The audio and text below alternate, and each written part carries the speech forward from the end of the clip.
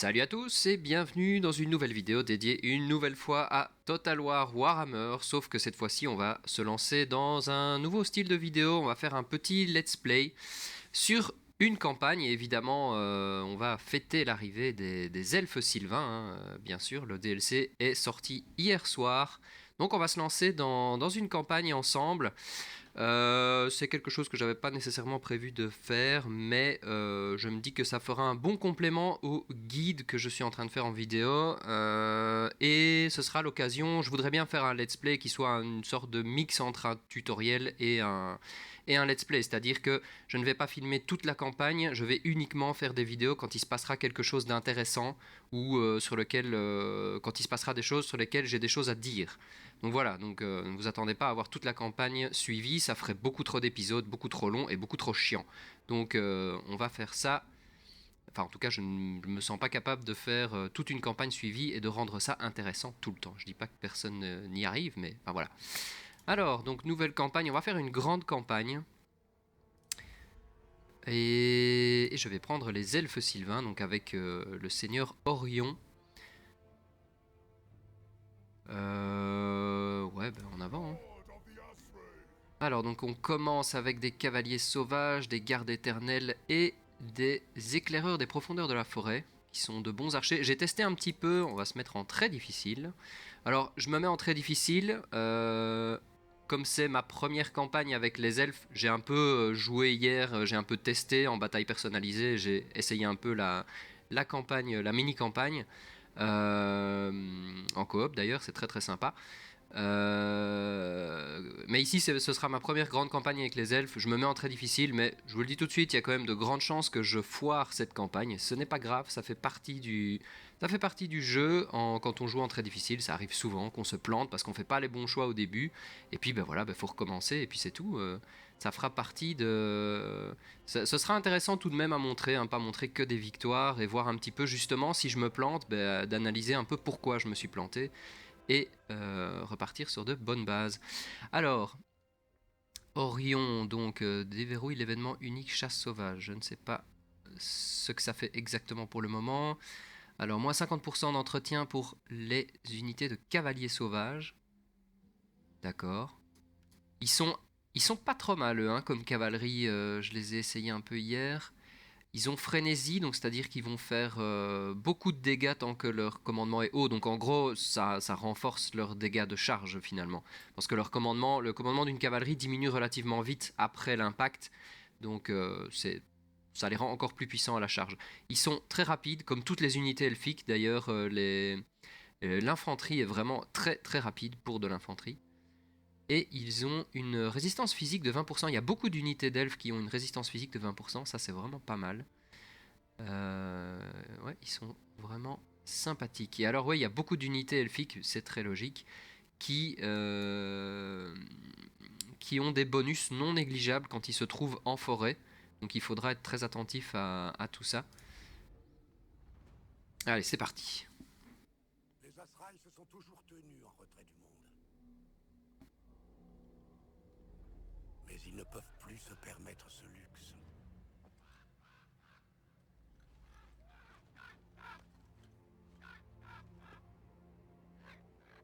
C'est pourquoi les enchanteurs m'envoient.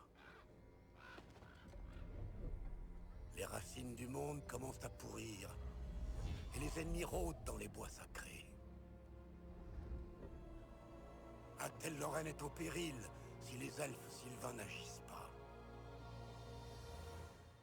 L'été est bien loin. C'est maintenant la saison de la guerre.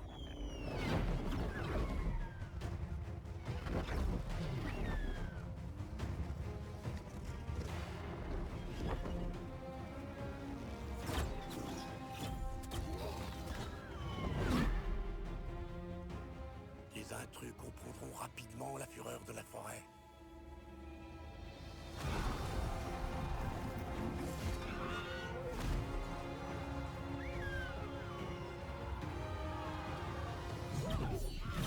Les esprits de la forêt eux-mêmes partent en guerre.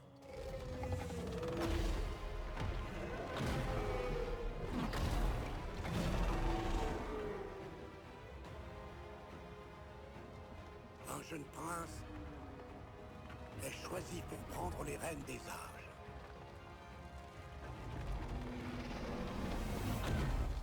Le roi des bois renaît.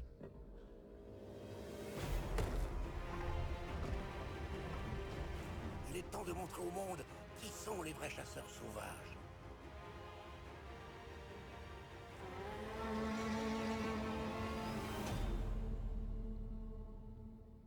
Alors par rapport à la version en anglais, cette voix off est molle. La vache, c'est choquant. La voix off en anglais avait beaucoup plus de punch. Oh là là, déception. Alors oui, j'ai laissé la vidéo, même si tout le monde l'a déjà vue, mais elle est tellement classe. Mais alors ouais, le mec qui faisait la voix off, fallait lui filer un café avant qu'il fasse ça, hein, parce que... Je viens prêter mon aide à la forêt. C'est une époque de grand péril pour Athel-Lorraine. De potentiels ennemis rôdent partout. Au nord, les Bretoniens sont à l'affût. Nous devons rester prudents. Leurs désirs expansionnistes sont bien connus, mais ils feraient de très bons alliés. De plus, les incursions peau verte augmentent, souillant de leur puanteur la pureté des forêts. Il n'y a qu'une réponse, la guerre. Débarrassez vos terres de ces misérables une bonne fois pour toutes. À l'ouest, les hardes des hommes bêtes sont nombreuses. Ces créatures souilleront tout sur leur passage, y compris vos forêts sacrées. Il faut les arrêter coûte que coûte. Vous devez renverser le cours des choses et les chasser. L'ombre du chaos ne saura salir la clairière royale. Bien que les hommes des plaines connaissent le prix d'une telle intrusion, ils s'aventurent dans vos bosquets sacrés. Il suffit débarrasser le bois de leur présence. Le chêne des âges est menacé, Seigneur Orion. Il est temps de s'unir pour le défendre. Les Azraï d'Athel-Lorraine auront le dessus. C'est la guerre.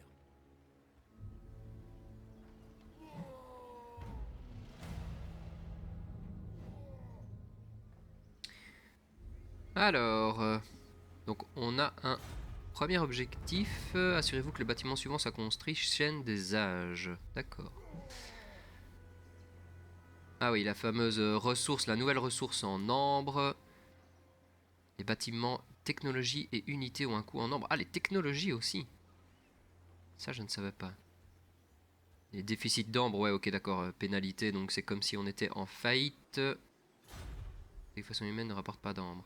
Ah, d'accord. Donc effectivement, ça c'est quelque chose que j'avais vu dans un stream de Creative Assembly. Si on s'allie avec des factions humaines, eh bien ils nous fournissent, ils nous donnent accès en échange de cette alliance à de l'ambre. Ils nous permettent de récolter en fait de l'ambre chez eux. C'est comme ça qu'ils l'avaient expliqué, il me semble. Alors donc ici on a un tireur embusqué, donc c'est un nouveau héros des elfes. À mon avis ça va être un mec plutôt spécialisé assassinat, je pense. Tireur embusqué peut infliger de lourds dégâts de près comme de loin, d'accord. Résistance aux projectiles. Ouais, ça c'est un truc que d'autres... Enfin, une capacité qu'ils partagent avec d'autres unités d'archers elfes sylvains, c'est qu'ils font plus de dégâts à grande distance. Donc ça, faudra être très attentif. Il y a beaucoup de nouvelles capacités des unités auxquelles il va falloir être très attentif et qu'il va falloir apprendre à utiliser à son avantage. Ça va pas être évident. Alors, espion, assassin, ouais, ça va être... Sur la map, sur la carte de campagne, ça va être un personnage orienté assassinat, celui-là. Clairement. D'ailleurs, on va l'utiliser immédiatement comme tel, hein. Alors dans le début de chaque campagne, évidemment, on va observer un petit peu qui nous entoure avec les attitudes. Oh, ok, personne ne nous aime. On est en guerre contre la Gascogne, d'accord, dès le départ. Donc on a des peaux vertes ici. Ça pourrait être intéressant d'aller les attaquer le plus vite possible. Il va falloir sécuriser Athel-Lorraine le plus vite possible, hein, évidemment, hein. Dans les campagnes avec d'autres factions, on a toujours... Sérieux? On est alliés? On est alliés militaires avec Angrun. Et bien ça va être très important dès le départ, de les protéger. Il faut absolument qu'ils survivent. Avoir un allié comme ça en début de campagne, c'est ultra précieux. Donc, on va regarder un petit peu du point de vue de la diplomatie. Ouf, putain, ouais, d'accord. Il va falloir le protéger contre beaucoup de monde, mais vraiment, si je peux, je dois essayer de le maintenir en vie. C'est vraiment très très précieux. Il est en guerre avec les nez cassés. Il s'entend bien avec Karakirn. Donc en plus, vu qu'il s'entend bien avec les autres nains, l'avantage que je pourrais avoir en renforçant mon alliance avec lui, c'est que je vais me faire bien voir des autres nains et j'aurai pas de problème avec eux. Et ça, je pense que ça va être très important. La Gascogne, il faut peut-être que j'essaye de les défoncer au plus vite. Surtout qu'à ce moment-ci de la campagne, au début de la campagne, il y a beaucoup de factions qui sont neutres vis-à-vis des autres factions et il faut en profiter parce que ça veut dire que vous pouvez attaquer une faction sans que ça ne prête à conséquence. Regardez par exemple, j'ai Paravon qui est ici, ils sont neutres par rapport à la Gascogne. Donc si j'attaque la Gascogne, Paravon, ils s'en foutent, j'aurai pas de malus diplomatique par rapport à ça. Par contre, si j'attends dans la campagne, ils pourraient, c'est pas dit, mais ils pourraient devenir amis, voire alliés, ou commercer, ou bon, renforcer leurs liens l'un envers l'autre. Et à ce moment-là, ça deviendra problématique, puisque là, il y aura des malus diplomatiques de moi vers, enfin, de Paravon par rapport à moi, si j'attaque la Gascogne. Voilà, donc c'est le genre de truc auquel il faut être très attentif. Et regardez notamment, je m'entends pas du tout avec les nains de Karak Norn. Et ils pourraient très bien se rapprocher des autres nains ici durant la campagne, surtout qu'ils vont plus que certainement combattre des ennemis communs comme les orques, donc ils vont se renforcer naturellement petit à petit, et ils vont former une sorte de coalition, pas nécessairement par des alliances, mais par le fait qu'ils vont combattre les mêmes ennemis, donc ils vont bien s'entendre entre eux, et ils vont fatalement travailler ensemble, entre guillemets. Donc ça veut dire qu'à terme, bien soigner mes relations avec les nains, ça va être, ça permettra d'avoir de bonnes relations avec tous les nains autour de chez moi et d'éviter qu'ils m'attaquent. Ça, ce sera très précieux aussi. Bon, je suis en train de déblatérer mes projets d'expansion, mais ça va peut-être pas du tout se passer comme ça, hein. Enfin, on verra. Bon, donc attaquer la Gascogne en priorité, c'est peut-être pas une mauvaise idée. Voyons un petit peu. Ah oui, on a donc plus de place pour les bâtiments. Alors oui, pour cette campagne, j'utilise des mods. Je vous mettrai la liste dans la description. Mais tous les mods sont pas encore actifs. Mais j'utilise essentiellement des mods. Bon, voilà, j'ai pas le choix. Résistance ultime 10%, commandement de plus 5, ok. J'utilise essentiellement des mods visuels. Ou des modes de confort, on va dire. Donc c'est des mods pour améliorer la caméra. Enfin, qui n'utilise pas ce mode-là en même temps. Des mods pour améliorer les effets visuels météo, améliorer la fumée quand les arquebusiers tirent par exemple. Bon, voilà, c'est principalement des mods comme ça. Alors j'ai quand même mis un mode, mais il n'est pas encore actif celui-là, mais je l'activerai plus tard, qui est pour le recrutement. Donc pour améliorer les recrutements chez l'IA. Donc qui fait des armées beaucoup plus cohérentes, on va dire, et il nous envoie pas des stacks d'unités à distance par exemple. Mais enfin voilà, je vous mettrai tout ça dans la description. Alors bon, bah on va aller voir hein, la Gascogne.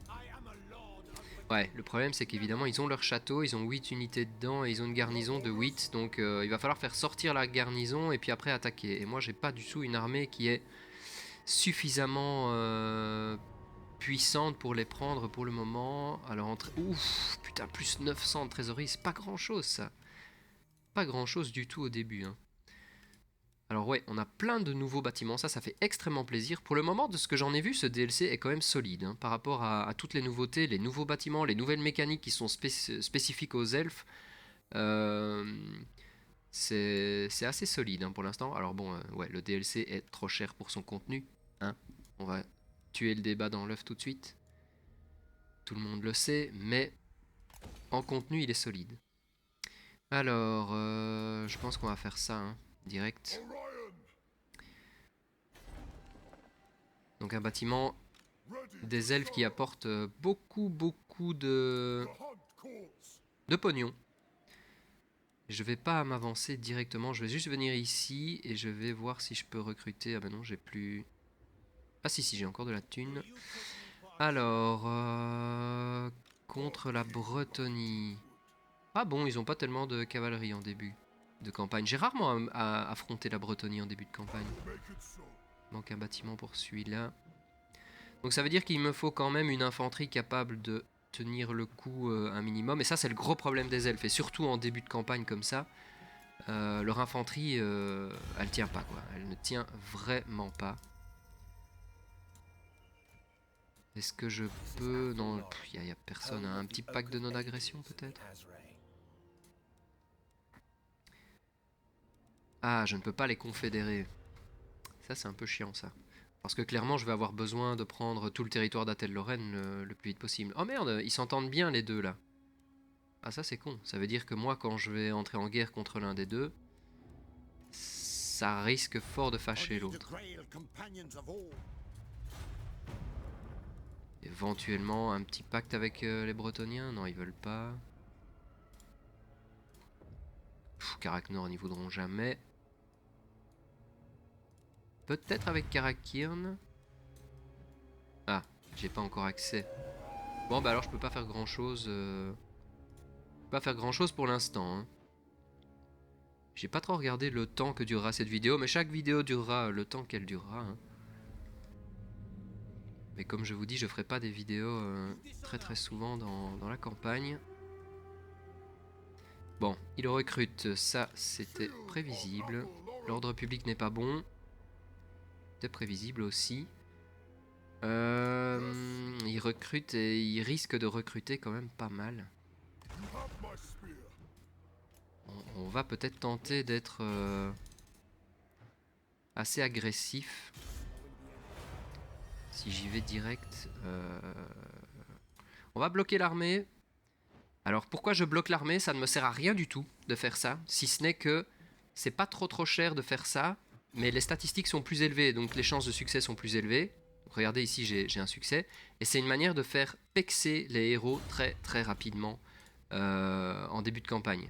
Donc ici ce personnage là je vais vraiment l'orienter directement assassinat et travail sur la map. Et pas un personnage qui est destiné à rentrer dans une armée. Hein. Je ne crois pas. Bon, ça recrute de partout. Hein.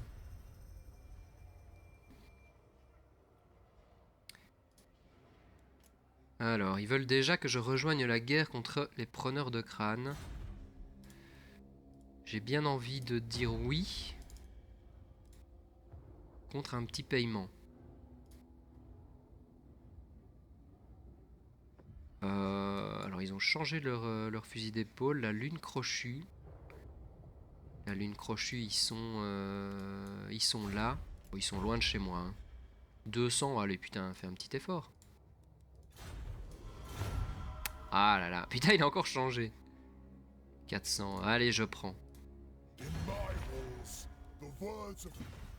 Ah les hommes bêtes qui arrivent déjà. Alors j'ai vu un stack entier d'hommes bêtes quelque part. Un pacte de non-agression avec eux. C'était du côté de l'Empire, je crois. Il y avait un stack d'hommes bêtes complet en début de campagne. Alors je sais pas si en jouant l'Empire on va avoir ça, mais si c'est le cas, bonne chance. Un pacte de non-agression avec eux, bon bah écoutez.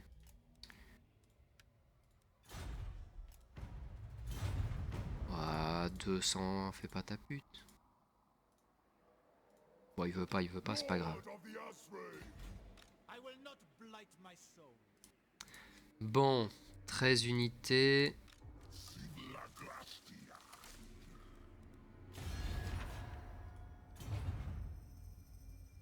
What? Ils sont en guerre?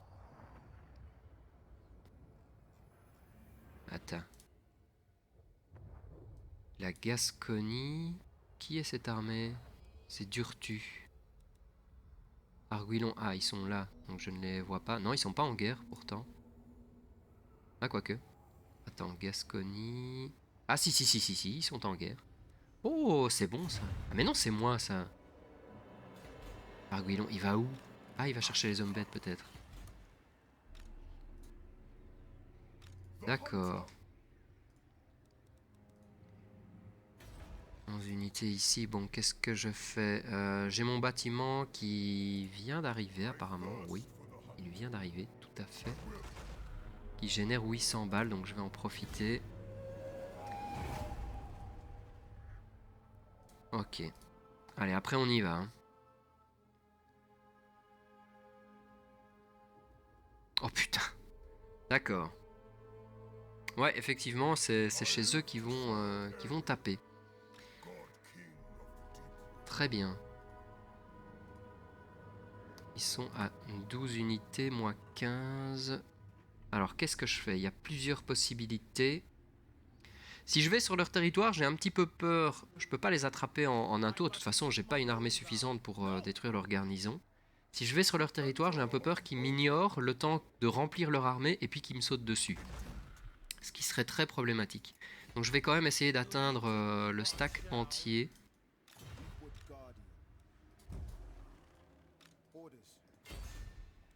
Ah ouais, évidemment, j'ai pas les fonds.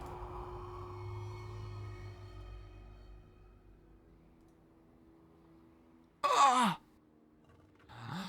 Ah, le manque de bol. Alors l'échec total, ça veut dire que mon héros est mort. Mais totalement, il reviendra plus. Ah, oh la tuile. Bon. Ok. Une belle grosse tuile ça. Je suis un peu calé pour le moment. Ah, les hommes bêtes vont peut-être peut-être les attaquer. Ok. J'ai gagné des bonus en forêt. Alors, qu'est-ce que je vais prendre? Je vais prendre l'option économique. Et on va venir... Attendez, on va venir se mettre à portée d'intervention, on va dire. Et on va se mettre en mode raid 149. Bon, c'est vraiment pas grand-chose. Mais ça va les emmerder un petit peu. Est-ce qu'ils sont en guerre contre les hommes bêtes? Non, ils sont juste en guerre contre moi. D'accord. Ils vont venir, hein, c'est pas possible autrement. Allez, il faut qu'il se passe un truc là.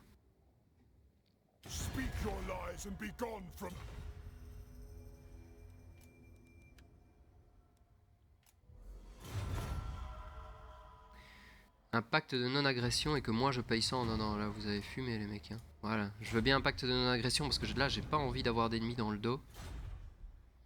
Alors déjà une faction détruite, d'accord. Bon, j'ai gagné un peu dans ma trésorerie donc je vais peut-être pouvoir... Ah ben on va augmenter tout de suite les bâtiments. Ici 16 unités, là 18, aïe aïe aïe aïe. En très difficile, c'est clair qu'il faut être en surnombre. Hein. Il faut être en surnombre ou équivalent, mais en sous-nombre, on oublie. Donc là, 16, 18, il faut déjà que je recule. Je vais peut-être essayer de les forcer à venir, parce que, regardez un peu, on ne peut pas franchir cette partie de forêt-là. Regardez, l'entrée dans la forêt, elle est vraiment là. Donc ce que je vais faire, c'est que je vais recruter... Je vais recruter et après je vais me mettre en mode embuscade en espérant que ça les incite à venir maintenant que leur armée est pleine.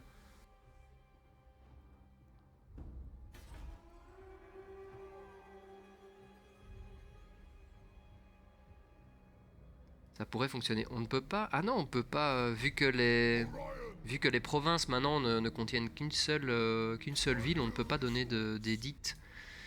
D'accord. Bon, je sais pas ce qu'ils foutent, mais moi je vais me mettre en mode embuscade et espérer qu'ils se pointent à un moment ou à un autre. Est-ce que je peux éventuellement reprendre... Oh là là, non, je peux pas.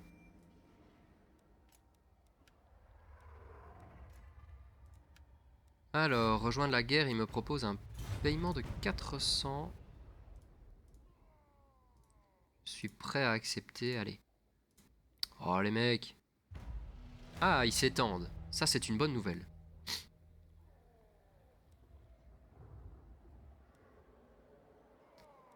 Alors, capturer ou occuper une colonie appartenant à un des ennemis d'Argouillon. Carac Nord, nous paravons. Ouais, mais les mecs... pour l'instant, je vais déjà galérer contre celui-là, donc on va se calmer tout de suite. Bon, bah vous savez quoi? Je crois qu'on va arrêter cette vidéo ici. Et je reprendrai dès qu'il se passera quelque chose avec la Gascogne. Donc dès qu'elle bouge ou dès qu'il y a quelqu'un d'autre qui arrive, je reprendrai la vidéo pour l'épisode 2. Donc voilà, c'était le premier épisode. Vous me direz ce que vous en pensez dans les commentaires ou pas, si ça vous emmerde. Quelque part, voilà. Donc bah voilà, je vous dis à bientôt pour l'épisode 2. Salut, bye bye.